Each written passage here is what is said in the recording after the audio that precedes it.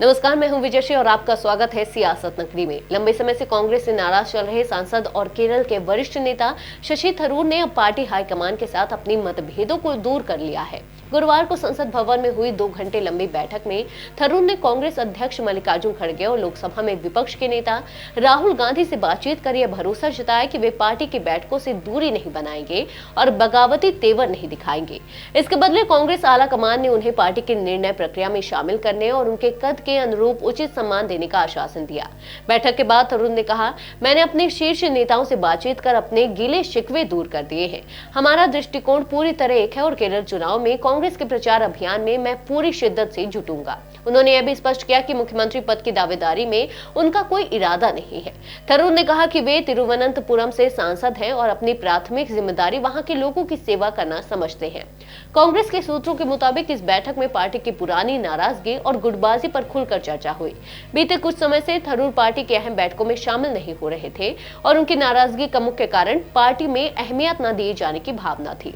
जनवरी की कोची सभा में राहुल गांधी द्वारा उनका नाम न लेने की घटना भी उनके असंतोष को बढ़ा रही थी। बैठक में मुख्य रूप से राहुल गांधी और थरूर के बीच विचारों का आदान प्रदान हुआ, जबकि खड़गे मध्यस्थ के रूप में शामिल रहे। सूत्रों ने बताया कि कांग्रेस संगठन महासचिव केसी वेणुगोपाल ने भी इस मुलाकात को संभव बनाने में अहम भूमिका निभाई। बैठक के दौरान पार्टी के भीतर उठ रहे कई मुद्दों और थरूर के बयानों पर भी चर्चा हुई। थरूर ने साफ किया कि उनके बयान अंतर्राष्ट्रीय कूटनीति के संदर्भ में थे और वे कभी भी कांग्रेस के आधिकारिक रुख से अलग नहीं हुए। केरल विधानसभा चुनाव को लेकर कांग्रेस इस बार पूरी ताकत झोंकने की तैयारी कर रही है।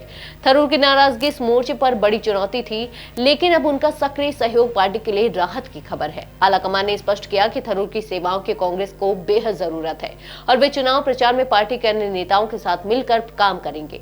बैठक समाप्त होने के बाद थरूर ने मीडिया से कहा, मैं संतुष्ट हूं, सब कुछ ठीक है, हमारी सोच एक है, सीएम उम्मीदवार बनने का सवाल ही नहीं उठता। मेरी प्राथमिक जिम्मेदारी अपने निर्वाचन क्षेत्र तिरुवनंतपुरम और संसद में वहां के लोगों की सेवा करना है। कांग्रेस हाईकमान के साथ थरूर का यह मेल मिलाप राज्य और राष्ट्रीय राजनीति दोनों के लिए महत्वपूर्ण माना जा रहा है। केरल में अप्रैल मई में होने वाले विधानसभा चुनाव में पार्टी के एकजुट होने का संदेश यह कदम स्पष्ट करता है। राजनीतिक विशेषज्ञों का मानना है कि थरूर की सक्रिय भागीदारी कांग्रेस को चुनावी मोर्चे पर मजबूती देने में अहम साबित होगी। इस तरह लंबे समय से चल रही नाराजगी को समाप्त कर कांग्रेस और शशि थरूर ने मिलकर केरल में पार्टी को मजबूत करने का संकल्प लिया है। यह न केवल पार्टी की एकजुटता का प्रतीक है, बल्कि चुनावी रणनीति और राजनीतिक स्थिरता के लिए भी एक सकारात्मक संकेत माना जा रहा है। आज के लिए बस इतना ही। अगर आपके इलाके में कोई राजनीतिक लापरवाही, भ्रष्टाचार या जनहित से जुड़ी समस्या है तो आप चुप मत रहिए, अपनी शिकायत हमें भेजिए।